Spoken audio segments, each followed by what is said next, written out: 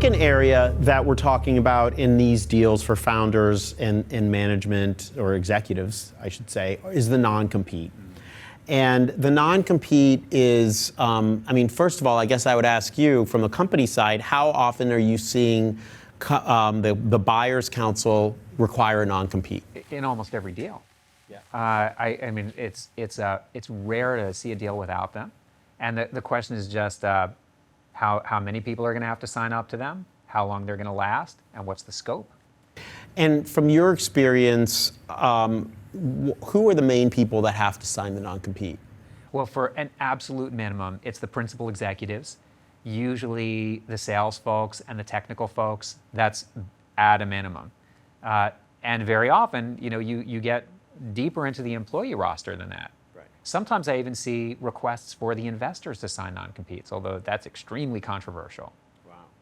So what I had said earlier is, I made a reference to, this is going to start to sound like I'm a lawyer, but Businesses and Professions Code 16600, which is unique in California because it's one of the few places, and quite frankly, the reason why Silicon Valley is Silicon Valley, is that we generally don't allow non-competes. But there is an exception in an M&A deal where someone is getting compensated, and this is too legal to go into, but essentially enough money or value so that they're being compensated for the goodwill that they've earned from the company. And so that usually applies to founders and senior execs or key employees. And the non-compete is a heavily negotiated part of the M&A deal. And we're not going, again, because this is just an overview, we're not going into every point, but the areas that I typically see that I'm trying to negotiate is, and this is an area that the company's counsel and I are very aligned on, we're working together, this is the definition of the business, how you define it. What do you typically see there, and what are you trying to see?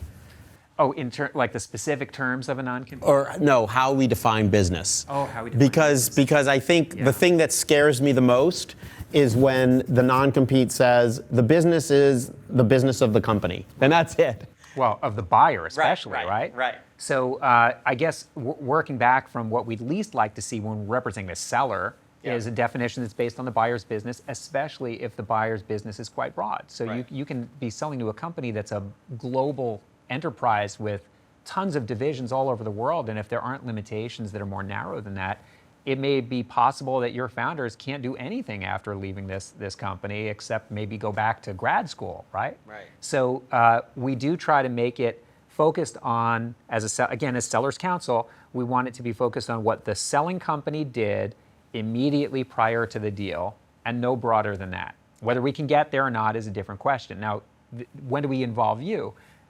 I am willing to accept what's a reasonable set of limitations and definitions, but since that disproportionately affects the human beings who are going to have to work under this non-compete, and not necessarily the other stockholders that are kind of my charge as company counsel, we need somebody to help them understand that. Yeah, and oftentimes when I'm negotiating this, which I think is one of the most important parts of the non-compete, how you define the business, I'm actually having that section written by my client.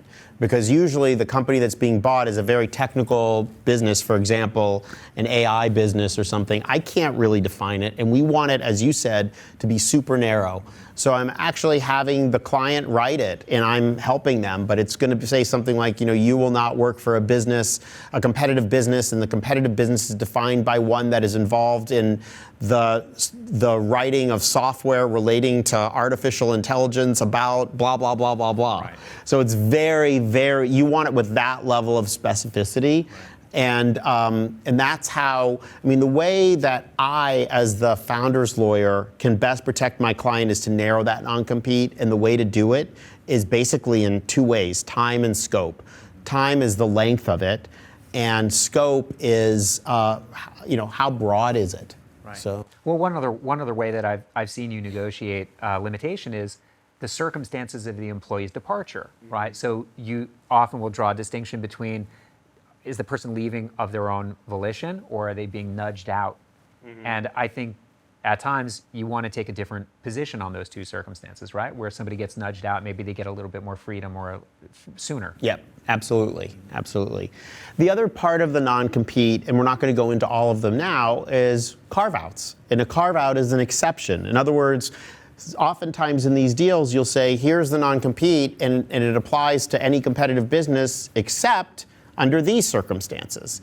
And again, an example there might be the one that I always try to fight for with my clients, and I'm not always successful, is I say, okay, well, agreed, he's not going to go to a competitive business, but I want her to be able to go to a business that's so massive, like Google or Facebook, that has competitive aspects to it, but as long as she's not going there. So if her company is involved in something that Google's doing, she can't do that.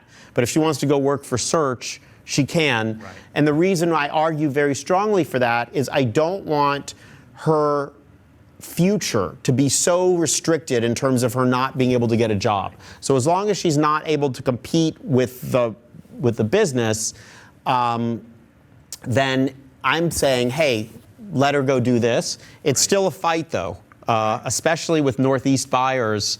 Yeah. They really don't like it. No, that's true. And I think that the circumstances really have to be tailored to the individual, right? Sometimes you have a deal that's a relatively smaller amount of proceeds. It's not enough money for somebody to take a garden leave, basically, and wait out a non-compete.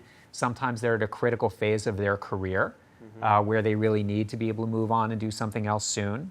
So those are important considerations, and I've always seen you take them up.